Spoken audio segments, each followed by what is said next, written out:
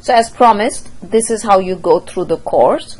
So you will notice this is the home page. So this home page is the first page that you come to. Usually it typically tells you about the course. So up here you can see you have the syllabus, the schedule, certain important information. It tells you everything. This is an online course, weekly schedule, tells you about the quizzes, tells you where you will find what is related to the content, and then it tells you what you're going to do in the first week. Now the class starts on September 11th, but I've opened it early for you to look at. So in the week's work, for every week it'll tell you what you need to do, what all you need to listen to, and then after you've done listening to that, go to certain resources and also self-evaluate by going to certain review quizzes within the modules. And then here are some do's and don'ts for this class. So this is what is called the home page. If you click on the syllabus, this syllabus has pretty much the same thing. Print out your syllabus or take a look at it. This I would definitely ask you to print out the schedule, keep it handy so you know when things are due. This is the announcement page, and typically what I will do right now, you're seeing all the announcements at one time, but I'm going to load the announcement not only here, but I'm going to try and always update it on the home page. But if you see that it's week 3 and you actually still have week 2 showing up there, make sure you always come and look at this announcement page. And again, like always, it tells you, this is the page which tells you what needs to be done that week. This is the main page where after reading what is to be done, you will go through the content. So the entire course is broken into 4 modules or 4 units. I call them units or modules. So unit 1, which has certain topics, unit 2, 3, and 4. As you can see, all the units have topics under them.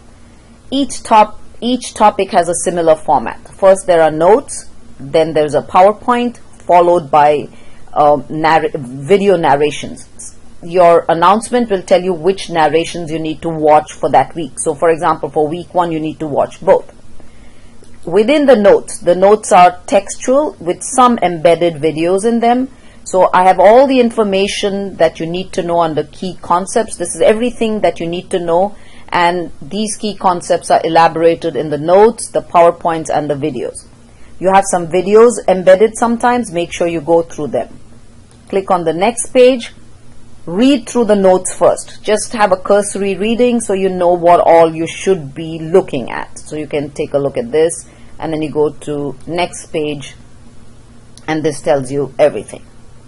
Then what you're going to do is go back to the modules, and you're going to look at the PowerPoint. Now the PowerPoint is the visual description of the notes.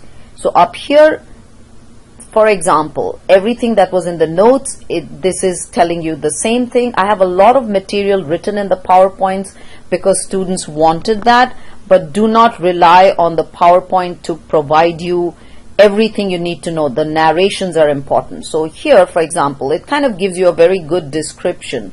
This is the second, and then this is third. So keep your notes on the side and watch the PowerPoint and take a look at everything and compare with the notes. So, you might have a visual description with the notes.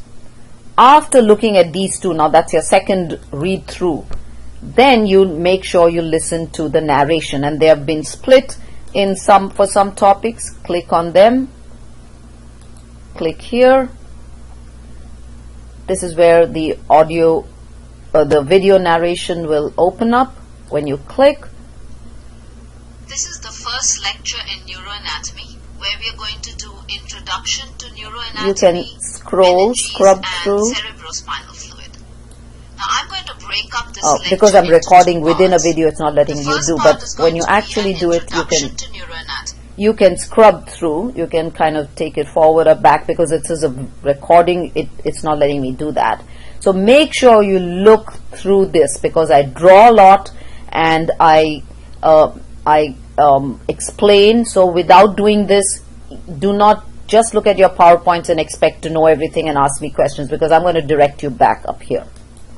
So once you're done with that, then following what was given in the announcement for the week, it will tell you to look at some resources. So you'll come all the way down And so there are review quizzes. So it tells you the review quiz that you need to look at. So for this, you would be looking at review quiz for meninges.